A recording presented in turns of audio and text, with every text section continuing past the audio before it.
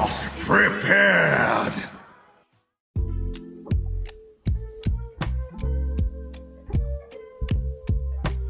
I don't think I like anti-heroes anymore.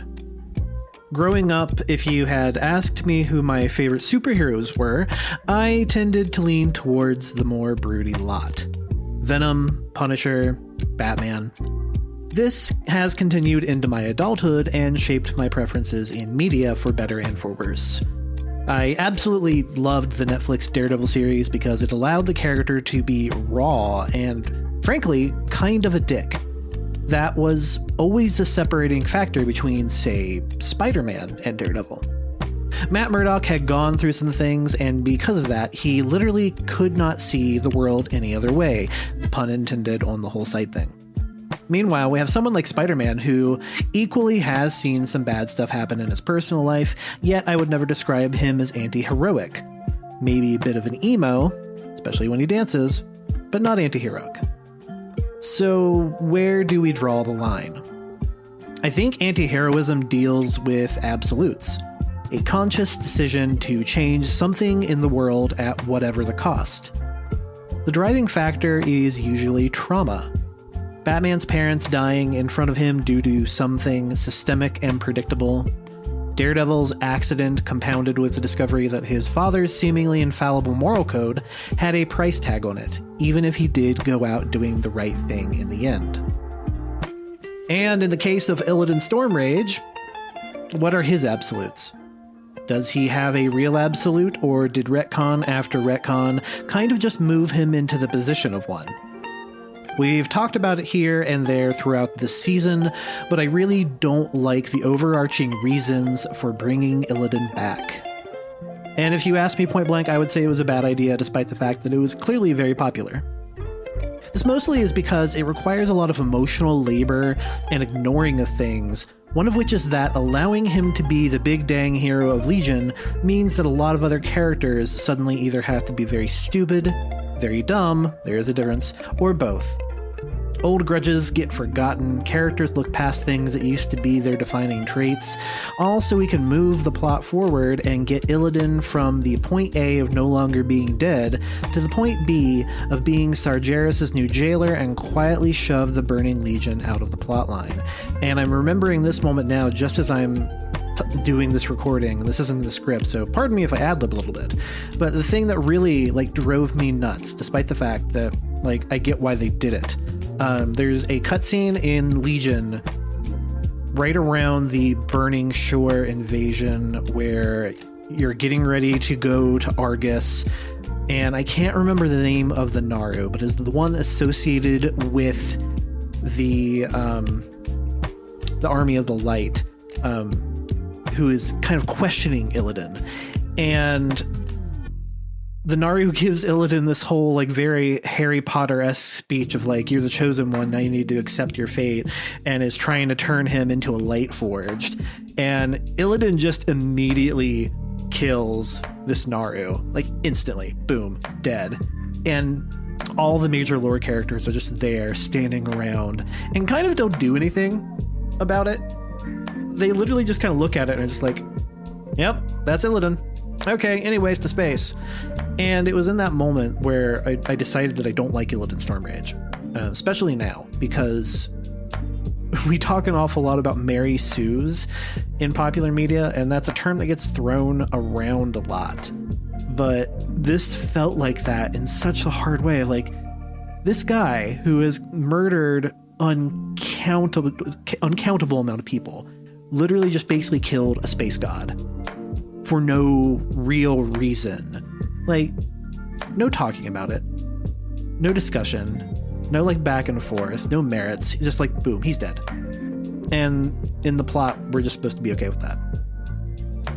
And here's the problem. Illidan isn't an anti-hero. He's just treated like one for the purposes of putting a bow on this story and bringing the demon hunters into the WoW fold, a thing that has had zero development post-Legion. It's actually one of the things I truly hate about WoW. Its propensity to forget about its shiny new toys once the new expansion comes out. Bloodmist Isle will always sit out there unupdated. The Worgen will probably never get their capital city back.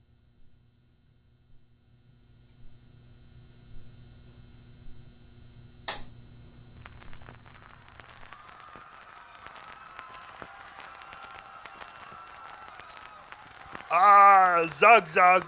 Me am reporter at site of Big Meat Temple, and lots of fire, and a big hole in wall.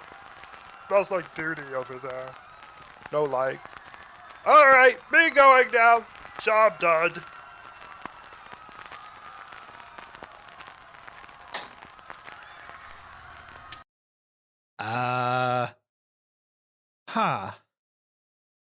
I don't think he went to journalism school, folks.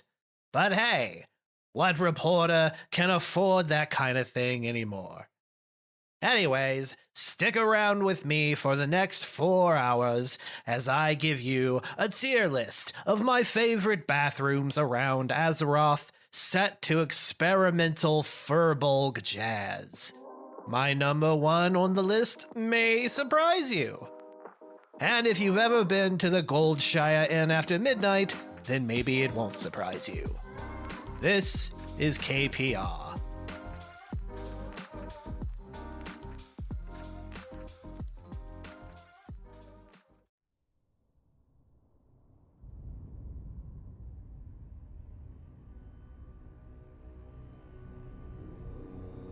We've talked a lot on the show about Lord of the Rings before, specifically the meta around LoTOR, its publishing, and its larger effect on the realm of fantasy and high fantasy. And funny enough, that franchise found itself in a similar position that WoW seems to constantly find itself in when it comes to its canon, timelines, and making sense out of changes to lore that come after the fact and sometimes in order to make things make sense. Long before Blizzard had to figure out how to turn baddie Illidan into a grimdark anti-hero while making the lore work and also keeping that old lore intact, LoTOR had a prequel problem. In a post-Lord of the Rings movie trilogy world, it's easy to forget that at one point there was only The Hobbit, a book/short fiction story for children that Tolkien wrote for his children. However, Tolkien was already attempting to stretch the understandings of high fantasy and prove that the so-called genre of fairy stories, as they were referred to, could be for adults and not just kids. And hey, it worked. Lord of the Rings was a massive success, but it suddenly had the problem of needing its now prequel The Hobbit to make narrative sense, a thing that was not initially intended as part of that story originally. Specifically, we see this in the Hobbit chapter Riddles in the Dark, the scene in which Gollum and Bilbo play a game of wits to decide the fate of a magic ring. The same ring that would eventually become the One Ring, but at the time was simply a magical item, and Gollum was a bit of a different character, just trying to hold on to kind of a magic bauble that didn't matter much. Much like we talked about in the Goblins episode, the early Goblin archetype was that of a diminutive trickster, something technically evil, but so small and ineffectual that it was of no real concern or worry.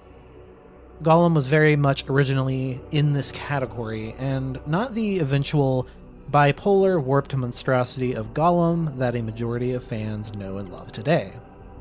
Riddles in the Dark was a scene that, in the original publishing of The Hobbit, had far less consequences than it would later in revised editions that changed not only the context of this magic ring to match the One Ring, but also brought about changes to the character of Gollum. And I bring all this up because this is very much in the same territory that World of Warcraft has always lived in, trying to rationalize its old lore of a game that's been around for 20 years versus doing new things and wanting to update the world without breaking that old vision. Which is to say that it's all living on a razor's edge. One of the things that draws WoW fans in is the fact that all versions of the game's lore pretty much exist all the time, in the same spaces. It's the kind of thing that only works and makes sense in the medium of video games. And while things have changed somewhat, there's great examples of this, including how the throne room in Orgrimmar at various times has included all the war chiefs at once. It's literally Schrodinger's box. No versions and all versions of the WoW timeline exist in this one room. And this works fine for the publisher for as long as they're adding new content and new hubs that don't directly interact with that old world in overt ways. However, that was very much the issue with Legion, an expansion that attempted to draw upon old lore while also acting somewhat as a sequel expansion to Burning Crusade without rationalizing how Azeroth and WoW had changed in that 10-year or so time period. And this isn't just an issue of bringing back a dead Illidan to make the narrative of Legion make sense. It stretches farther than that. Bringing back Illidan also required a core change of the character, or more specifically, required the characters around Illidan to suddenly ignore or allow the trespasses of the past that Illidan put upon them. This could be argued as just being a case of character amnesia and doing what needs to be done to win the fight, blah blah blah. The Burning Legion is invading, and when faced with the brink of destruction, it makes logical sense that the heroes of Azeroth would go to any lengths to win. However, this becomes more difficult in practice when you can hop a portal and go to Outland, where all of those sins and faults are fully presented in complete original narrative context. For some, that is the selling point of World of Warcraft. Burning Crusade exists almost 100% as it did back in 2007. At any point, I can go back to Hellfire Peninsula or Black Temple, and it's all the same. No changes, no updates. But that also makes it all the more difficult to rationalize Illidan as savior, especially if you aren't a player like me that's been around since the very beginning of the game and has spent way too much time playing it.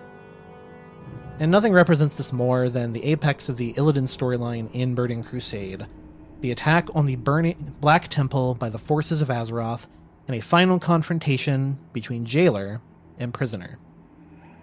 So let's talk about Black Temple.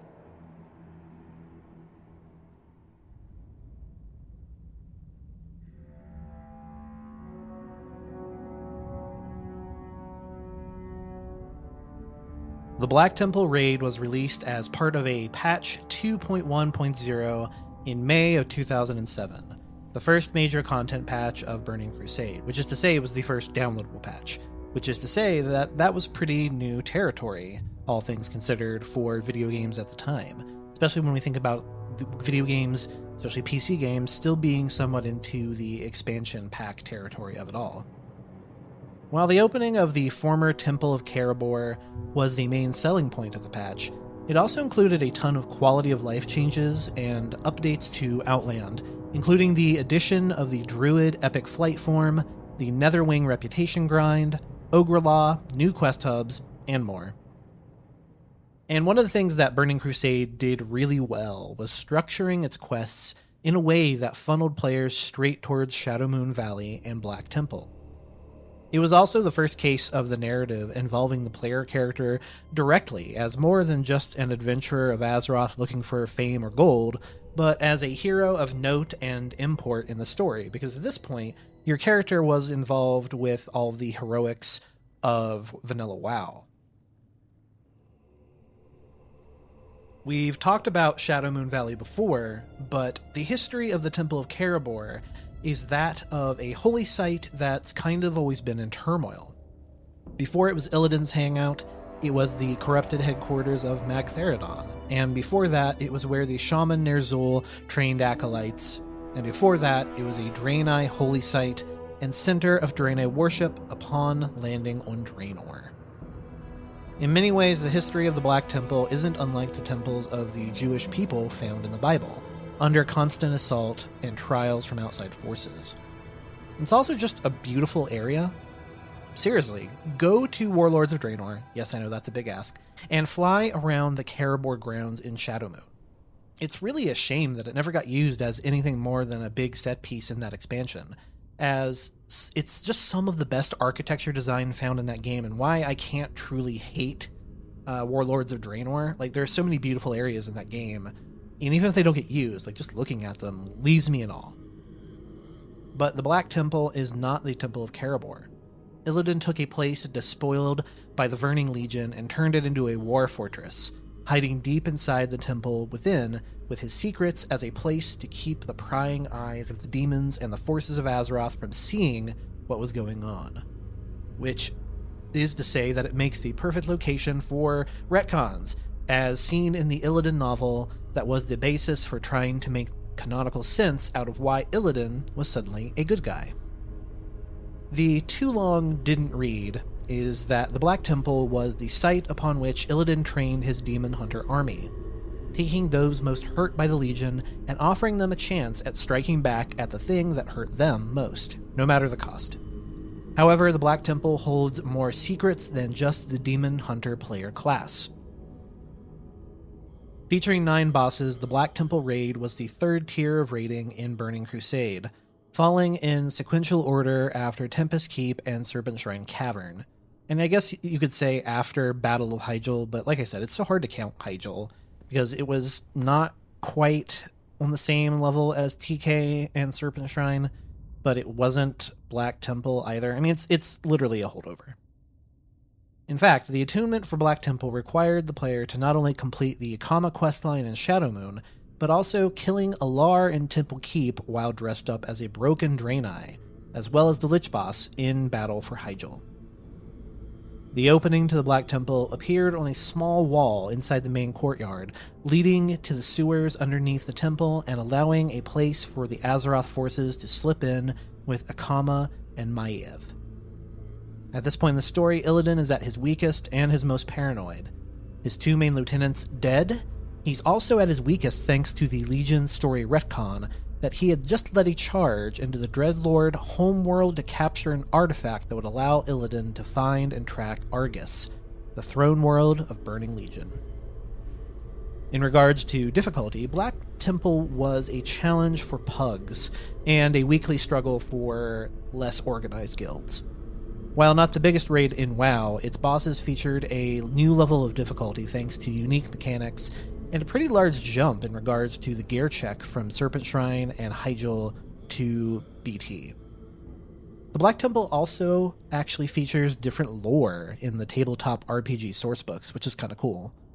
In that version of Warcraft, Ner'zhul crafted the Black Temple as a hulking iron fortress, serving as a massive prison from past wars. Also of interest is a Legion-era quest from the Bronze Dragon Vormu, sending players into the Black Temple to deal with a change to the timeline and the battle plans from Illidan to invade Mardum, which may be the in-game explanation for the splintering timeline. Coincidentally, Vormu is also the raid time-walking quest giver. And as with a lot of Burning Crusade content, Black Temple was originally planned to be part of Vanilla WoW and be the final challenge in the original game. But as those things almost always go, the team ran out of time and server space, which I feel like we're just constantly saying. So with the stage set, let's head into the sewers of the Black Temple and begin the siege.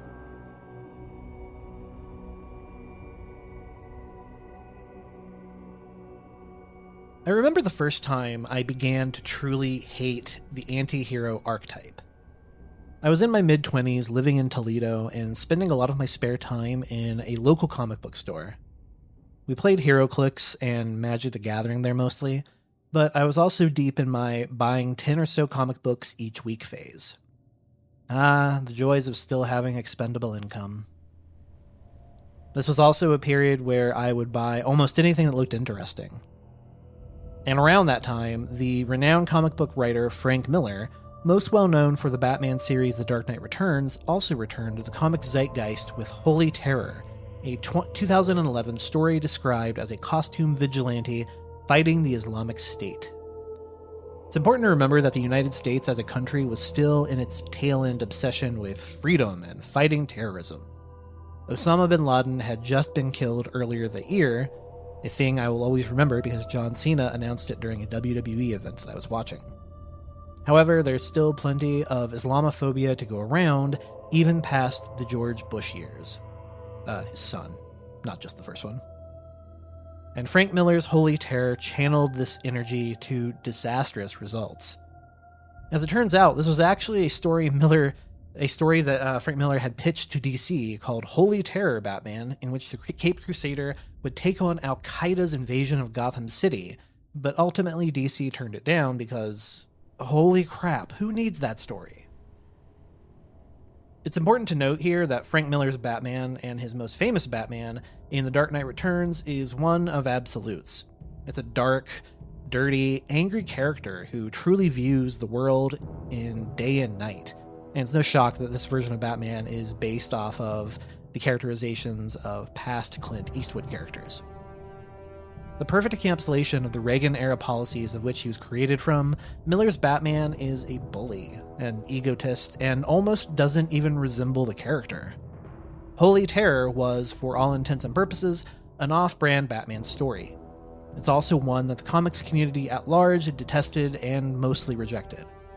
Miller would go on to defend Holy Terror, saying that it was him channeling his anger at the war and terrorism in general, even going as far as saying on his personal blog that, quote, "I'm too old to serve my country in any way. Otherwise, I'd be gladly pulling the trigger myself," end quote. Yikes. And this highlights the problem with anti-heroes in many ways. This kind of logic and thinking ends up being the natural end state and conclusion to characters that are nothing more than the fulfillment of pent-up anger, violence, or frustration. That's why I cannot drive around my small town without seeing at least one Punisher logo sticker on a cop car, despite the fact that the creator of the Punisher was particularly anti-force and anti-police, and probably grew tired of explaining the Punisher was not a hero, but a cautionary tale. And to bring all of that background to Warcraft, it's why I think Illidan doesn't work as a character despite Legion's jamming of him into the narrative. While I think Legion is a fantastic expansion as a whole, it was also the beginning of a long slump of creative failures for the team, only ceasing with Dragonflight and moving the narrative of Azeroth away from past grudges and heroes turned inevitable villains. Illidan was an artifact from another time, retconned and rewritten time and again to serve the purposes of the story and canon, but he wasn't a hero. Even in his final message to the player character upon finishing the Legion questline that sees him staying behind on Argus to babysit a now-jailed Sargeras, Illidan shows no regrets and, in the end, sees all of his actions, all the terrible things he did, as all being worth the price of admission.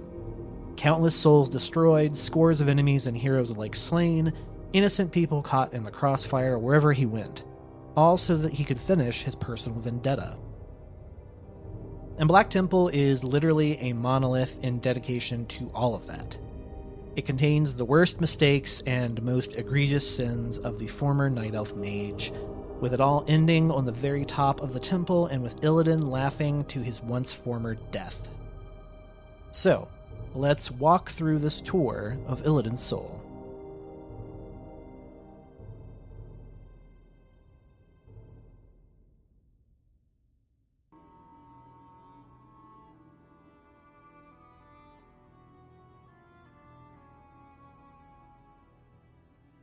We start in the Karabor sewers, guarded by what is left of Illidan's Naga guard, the Coilfang.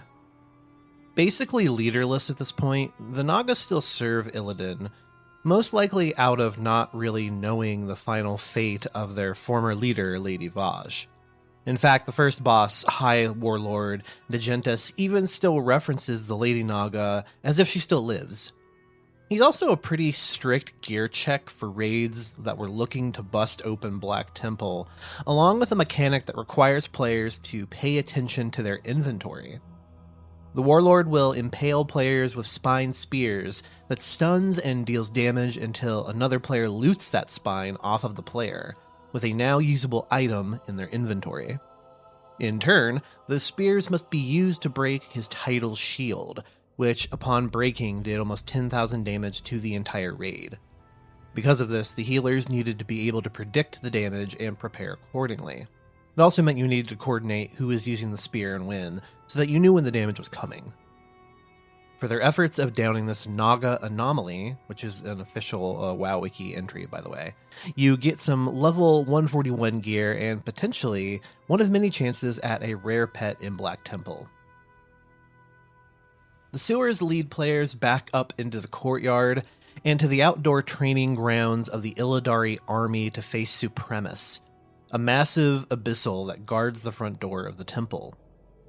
Now, despite being staunchly anti-demon, Illidan actually had quite a number in his army. This all stems from the massive power source the mage hid within the temple, the Reliquary of Souls. This is the font of soul power that Illidan stole from the graves of Akandun and used as fuel for his spell that opened a portal to Mart Doom in order to go after the home world of the Dreadlords. In turn, this power source also allowed him to control the demons left behind in the Black Temple, among other things, after the defeat of Magtheridon. So, yes, in addition to grave robbing, we can also add in the torture and extinguishing of souls to Illidan's list of sins. Cool. Supremus is a basic tank and spank until he sets his gaze on a random party member running at them. If he manages to get a melee attack off, then it's a one-hit kill. Otherwise, it's a pretty standard encounter, but it's always funny watching these boss fights that have this kind of like, he set his gaze on you kite mechanic, because Supremus's model is absolutely massive. So just the fact that like he is kind of running at one person nonstop while taking up as much space as he does is very funny to me. From here, players enter the temple proper and have the opportunity to kill the next 4 bosses in any order. This includes the Shade of Akama, Terran Gorefiend, Gurtog Bloodboil, and the aforementioned Reliquary of Souls. For the sake of canon, I think the first boss tackled should always be the Shade of Akama fight, but also for practicality's sake, as beating the Shade removes aggro from all of the broken Draenei in Black Temple and opens up vendors in the center room. But what of the Shade? Narratively, this is an interesting fight because it's the conclusion of a storyline in Akama and the Broken Draenei, a race that came super close to being playable in Burning Crusade. Mutated and harmed by the fell energies that eventually doomed Draenor, the Broken long suffered under the foot of various fascists throughout their history. However, Akama always held up hope that he could one day make things right and give back his people their holy temple of Karabor, which is initially what Illidan uses to keep the broken people under his thumb. However, Akama isn't stupid and wasn't ready to trust the word of a man in Illidan who has made promises to other people that go against the mage's plans. Eventually, Akama started playing both sides and began working with Maiev to help her Night Elf regime capture Illidan and free the Black Temple. At this point, though, Illidan is so deeply untrusting of even his top lieutenants that he smells Akama's duplicity coming from a mile away. So he creates a way to both hold the Broken in captivity while also punishing Akama. By using the Reliquary's power, Illidan is able to break Akama's soul into 2 halves, light and dark. Illidan threatens to permanently sever this spirit bond and leave only the darkness, the Shade of Akama, forever damning the Broken Draenei. Which leads adventurers into the first side room of the temple to break loose the bondage of the Broken. The fight itself is a horde-style encounter.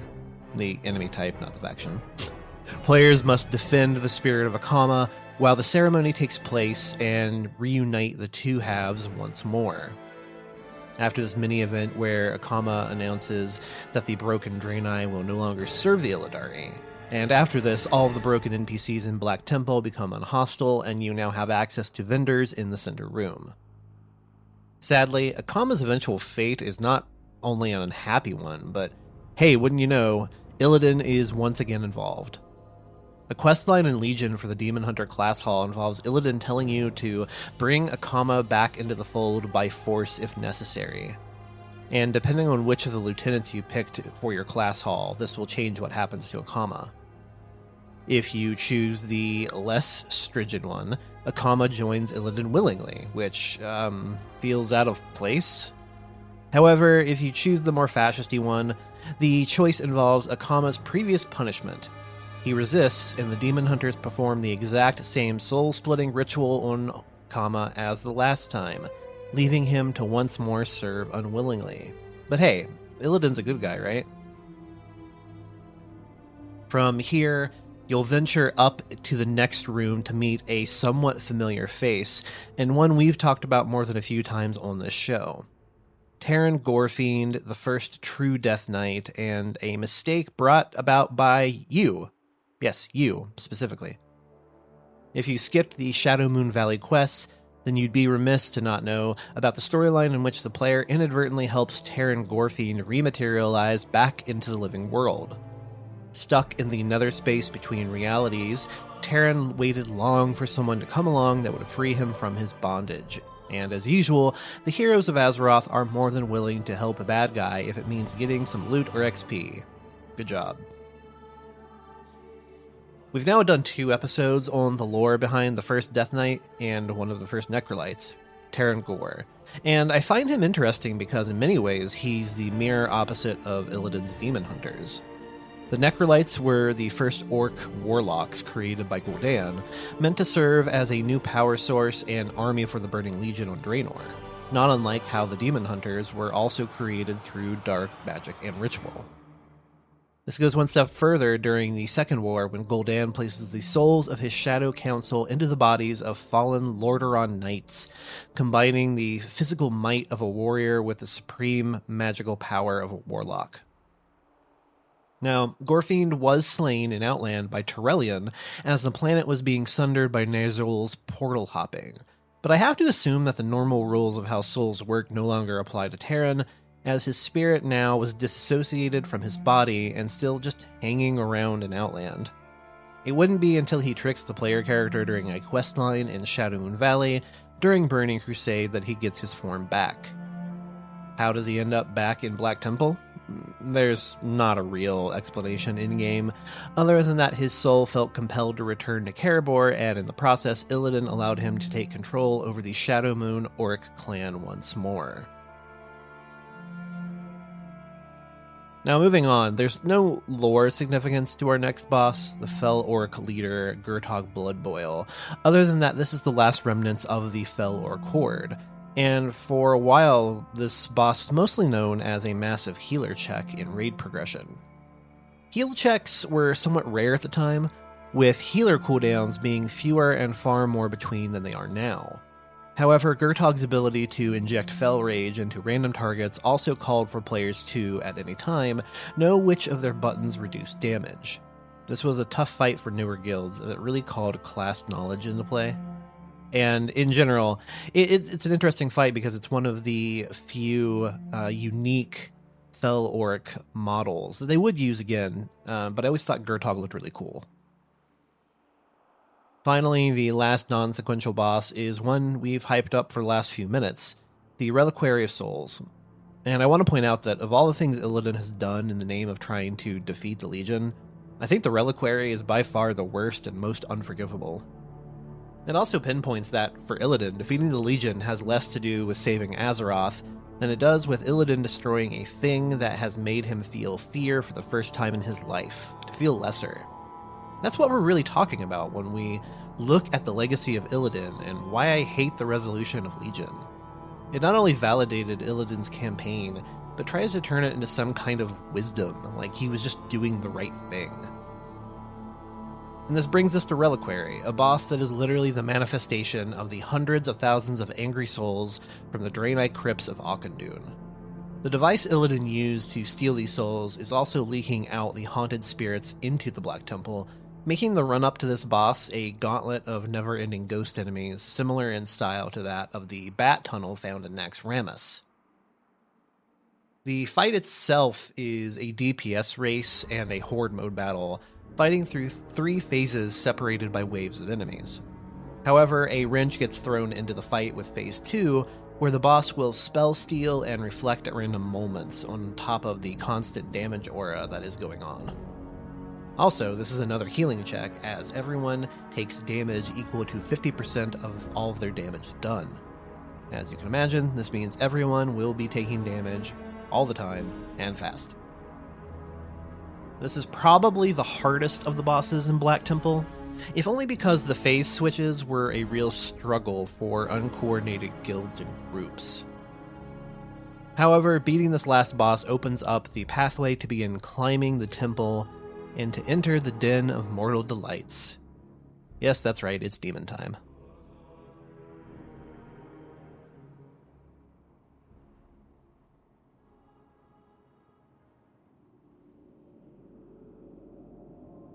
Of all the things that got a bit of flavor text added to them in the Illidan novel, It's the Den of Mortal Delights and the Terrace that became kind of my favorite. So much of the Black Temple is all about it being spooky and corrupt and demonic. Then the top layer is just blood elf dandies laying around and banging succubus women and drinking ether wine. The canon is that these blood elves that just appear to be living the good life were all upper class types who followed Kael'thas to Outland. So essentially, the blood elf higher social crust, we should say, that were probably not going to make it very far in the new Blood Elf Society, so they decided to stick with the good blood and go with their king. Now, without their former king and with barbarians literally at the gates, it appears these elves have just decided to let the good times roll. And you know what? We respect it. The world's ending. Somebody's coming to kill them all, and they're like, but I'm laying on this recliner and eating grapes. Why would I get up now? It's also just a weirdly beautiful area. Floating waterfalls, plants everywhere, cool architecture. It's just so unlike anything else we've seen in Outlands. Likewise, our next boss fight against the Shavara leader, Mother Shiraz, gives us some very different lore. Shiraz is the one that will later save Prince Kael from his seemingly final death back at Tempest Keep, allowing the now fell-corrupted elf to appear in Magister's Terrace. Being the leader of the concubines, she may also have connections to Karazhan and all of those demon women we've heard so much about on KPR. However, the actual boss fight is pretty basic, besides the fact that it's one of the first fights in a long time that required some elemental resistance gear in the form of Shadow Resist. The biggest hurdle is a 10-second silence that she can cast at random, meaning that a healer could get shut out for a very long time without much to do. Finally, the last hurdle before that fateful duel up against Illidan is with his Blood Elf Council. These former generals of Kael'thas actually get a lot of extra dialogue in the Illidan book, which I highly recommend anyways if you've been listening to this and haven't read it already. And it kind of highlights the fact that they're all sycophantic suck-ups vying to be daddy's favorite. Like, they're literally, like, arguing about whose plan is better, and the entire time, Illidan in the book just does not care. He does not care about any of these guys, and they're all just like, yes, my plan will be the one to lead us to victory. No, mine! It's very good. And despite the fact that they are the last line of defense, it doesn't mean that this PvP-styled encounter was easy. Facing off against 4 powerful and mostly untauntable enemies leads to a chaotic and unpredictable encounter, as most PvP-style boss fights in World of Warcraft tend to be. And this shares a lot of similarities with the King Mulgar fight in Gruul's Lair, along with the same steep requirement in DPS and healing. There's multiple moving pieces to this fight, which includes separating the paladin away from his group to keep them from benefiting from Devotion Aura, a poison debuff placed on healers, a spammed circle of healing spell from the priest, and a mage that uses Arcane Explosion whenever damaged. Old school WoW just loves its PvP fights, and it's something we'll see back again multiple times in Lich King. And I actually wish they would kind of bring them back. They've gotten away from doing these, and I think what you recently saw in the first Dragonflight raid with the 4 avatars, where they're kind of all out at once, and you're kind of playing around their individual abilities, but you also have to eliminate them all at the same time. I think that's kind of the modern version of these. Because just speaking from my own experience, because I did this fight at level, PvP fights tended to be where a majority of groups, whether we're talking about a guild or a pug, tended to falter because you suddenly had to ask people to use buttons that probably weren't even on their bar. And one challenge now remains, sitting atop the Black Temple itself. Is Illidan waiting for death, or does he think victory is absolute? It could be either, or neither. The book paints Illidan as seeing both the Burning Legion and the army of Azeroth coming for his neck as an inevitability, that everything he did in Outland was all in service of this very moment, which I don't know is a good thing or not. Honestly, one of the problems with the Legion retcons is that it turns Illidan from a crazed despot holed up in a bunker and yelling at his foes to come and get him, to the Black Knight from Monty Python, the Holy Grail, yelling about how it's merely a flesh wound and that all of his limbs have been, even after all of his limbs have been cut off. It's just such a drastic change in the core of the character, in my opinion. At least the Illidan of Burning Crusade had real conviction. He had a plan. The Legion retcon of Illidan might as well not even exist here, as his sole purpose is to get beat, seemingly die, and then come back as the mage boy who lived. But the Illidan that was the big bad boss atop of the Black Temple? That guy was scary. He didn't have anything else left to lose. This was his last fight. And possessing one of the most powerful weapons in existence and a full-on magical rage, we meet Illidan atop the temple with Akama and Maiev in tow, ready for what was, at the time, the biggest encounter in World of Warcraft, not topped until the Lich King encounter at the end of Wrath. The Illidan fight comes in 4 phases, with the first being Illidan and his warglaives against the entire party. The biggest danger in this phase is his parasitic Shadow Fiend, which will spread among the party if you get too close to anyone and deals 5,000 damage every second for 10 seconds before finding a new target. The tank will also be dealing with Illidan's Shear, that does 60% of the tank's health over 7 seconds if they don't mitigate it in some way. After enough damage is dealt, Illidan will throw down his glaives to summon fell spirits that the party must contend with, all while he flies around the temple.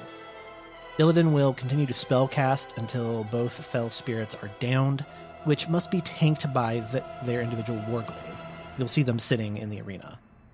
If the mob gets too far away from the weapon in the ground, it'll basically enrage the mob, and it gets a 500% damage increase buff, which, as you could guess, is bad. Get the demons back in their prisons, and Illidan will drop down for Phase 3, which is arguably where the real fight starts. Not only does Illidan have all the same abilities as Phase 1, but he can now channel his inner demon, gaining a 500% damage increase for 60 seconds and dealing AoE shadow damage to everyone near him. He'll also summon shadow demon mobs in this form that stun enemies and lock onto a target until it's killed. This is a busy phase of the fight, and one of the most important things is to not lose track of your party. With this many moving pieces, one thing can go south, and the next thing you know, it's led to a full wipe. This is yet another boss battle from this era where having a Warlock tank available to kite adds and to handle the shadow magic damage from Illidan's demon form comes incredibly handy. Seriously, just make a Warlock a tanking spec. Just do it. It'd be great. The final phase triggers when Illidan is down to 30%, with Maiev now joining the encounter and occasionally locking the Illidari leader in a trap that increases his damage taken. Your Warlock tank will yet again take center stage here, tanking the demon Illidan, while the party uses slows such as ice traps and earth mine totems at all times to keep him down. Maev's trap will also remove the enrage buff on Illidan. Eventually, Illidan is downed, and he gives Maiev one of the most memorable lines in all of World of Warcraft. You have won, Maiev. But the Huntress is nothing without the hunt. You are nothing without me. Like I said, I much prefer the villain Illidan to the redeemed anti-hero that we eventually get from the Legion expansion. This guy had convictions. He was ready to die for his empire atop of a broken, haunted temple. That version of Illidan sacrificing everyone around him and everything he built makes perfect sense. I don't know who the Illidan of Legion was even supposed to be, other than a means to an end. So let's just pretend that Legion hasn't happened yet, and we've reached the apex of our Burning Crusade expansion tale. Illidan dies, supposedly, and the raid gets tier 6 tokens. Everyone's happy, right? Well, I mean, Maiev no longer has a life's purpose, Akama is stuck with a haunted temple, and Outland is still a complete mess. But hey, it's over. Burning Crusade's done. Wait, no, it isn't. This didn't even have anything to do with the Burning Legion. What are they doing? What? Kel'Thalas? You mean Black Temple isn't the end of this expansion? But the back of the box, it said Illidan was... I mean... Next time, on Essence of Azeroth, we're going to finish the fight and head back to the Eastern Kingdoms because the Burning Legion has taken over the Sunwell Islands. We'll talk about the confusing lore of the Sunwell Raid, Kalecgos, and Avina, and if you don't know the name of Avina, A, don't be surprised, and B, we'll explain it with the power of manga. And of course, the eventual fate of the Blood Elf Paladins, and why the Sunwell content was so cool. And as a personal note, thanks to everyone who put up with me basically taking the month of April off. It was absolutely needed, both from a personal life standpoint, but also to keep me from getting really burned out. I'm ready to finish our discussion about the Burning Crusade and move on to sillier topics in the next season. But for now, we have one more patch of content to go, and it happens to be one I know pretty well, as it was the first faction rep grind I ever got to Exalted. I had to have that tabard. Until then, take care.